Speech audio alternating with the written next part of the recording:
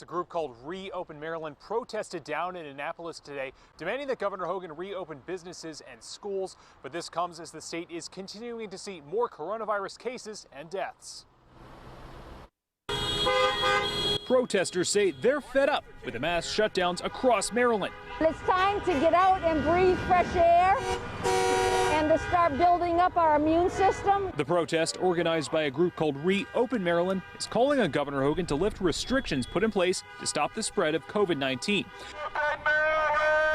According to the group's change.org page, their concerns include the impact of closures on businesses and schools and the social disruptions, claiming the closures are all guaranteed to cause significant harm to Marylanders. The businesses, they just got to open, and if they only let 5 in at a time or whatever, they want people to stay safe and they want their employees to stay safe. Governor Larry Hogan says the numbers are still rising and we're still heading up the curve, and the state is not quite ready to reopen the economy.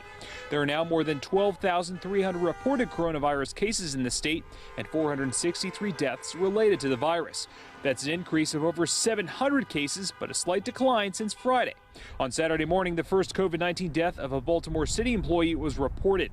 The city said Michael Baptiste, a contract services specialist in human resources at the police department, died Friday as a result of the virus.